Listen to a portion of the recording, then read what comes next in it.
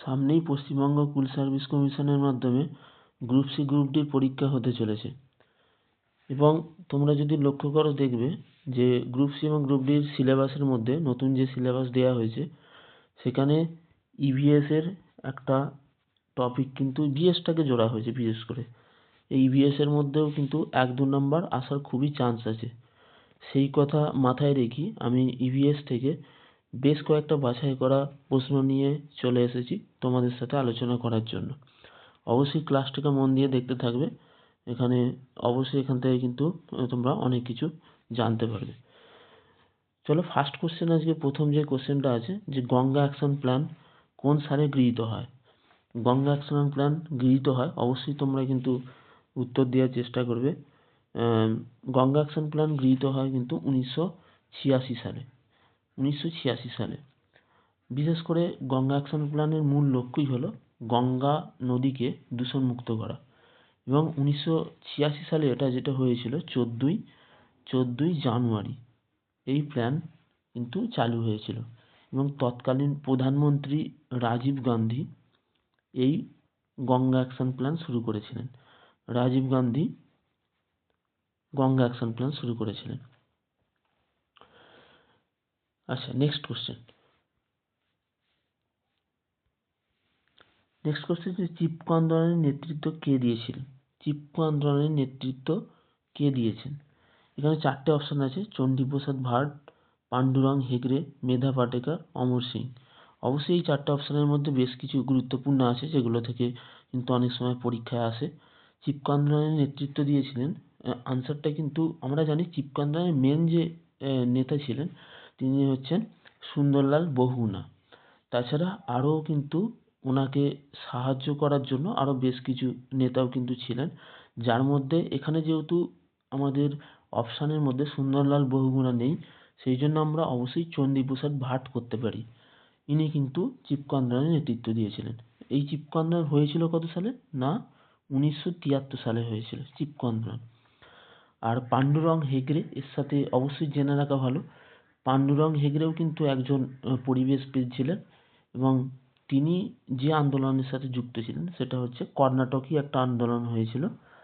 কর্ণাটকে যে আন্দোলন হয়েছিল সেটা হচ্ছে অ্যাপিক্কো আন্দোলন। তিনি কিন্তু অ্যাপিক্কো আন্দোলনের সাথে যুক্ত ছিলেন। আর মেধা পাটেকর ইনি কিন্তু নর্মদা বাঁচাও আন্দোলনের সাথে যুক্ত ছিলেন। অবশ্যই এই বাকিগুলো কিন্তু মনে রাখলে খুবই ভালো হয়, কারণ পরীক্ষায় এই বাকিগুলো থেকে অনেক সময় কোশ্চেন থাকে। নেক্সট কোশ্চেন,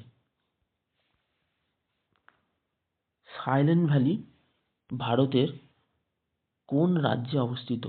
সাইলেন্ট ভ্যালি খুব কোশ্চেনটা আসে কিন্তু বারংবার, প্রায় প্রতিটা পরীক্ষাতেই দেখা যায় যে সাইলেন্ট ভ্যালি কোথায় অবস্থিত। সাইলেন্ট ভ্যালি যে রাজ্যে অবস্থিত অবশ্যই আনসারটা কিন্তু হয়ে যাবে কেরালা। সাইলেন্ট ভ্যালিও কিন্তু এখানেও কিন্তু আন্দোলন হয়েছিল, বিশেষ করে সাইলেন্ট ভ্যালি কেরালার একটা বনভূমি যেখানে কিন্তু জলবিদ্যুৎ প্রকল্প হবে বলে কিন্তু বনভূমিকে নষ্ট করার একটা চিন্তাভাবনা শুরু হয়েছিল।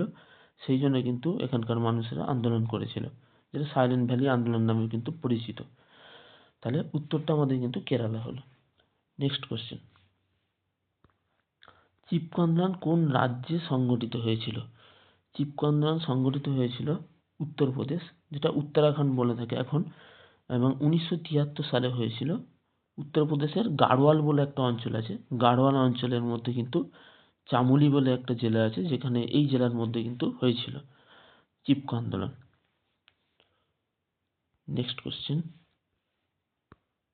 পশ্চিমবঙ্গের রামসার সাইট হলো, খুব ইম্পর্টেন্ট কোশ্চেন।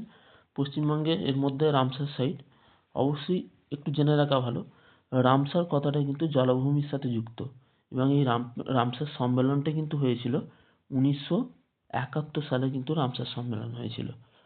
এবং রামসার কোথাকার একটা, রামসার হলো কি, রামসার হলো একটা হ্রদ যেটা অবস্থিত, এই হ্রদ অবস্থিত হচ্ছে ইরানে, ইরানের একটা হ্রদ।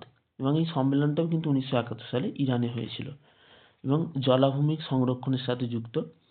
আমাদের পশ্চিমবঙ্গে মাত্র 2টি রামসার সাইট আছে, খুবই আসে পরীক্ষায়, 2টি রামসার সাইট আছে।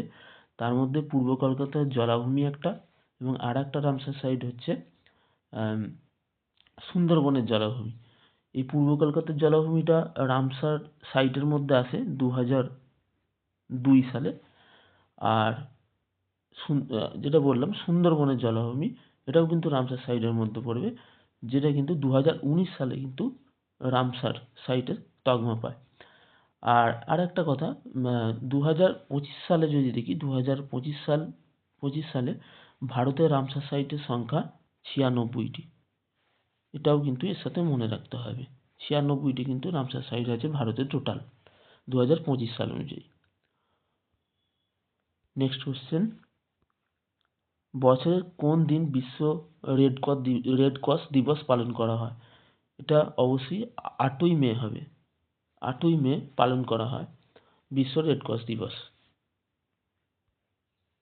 Next question,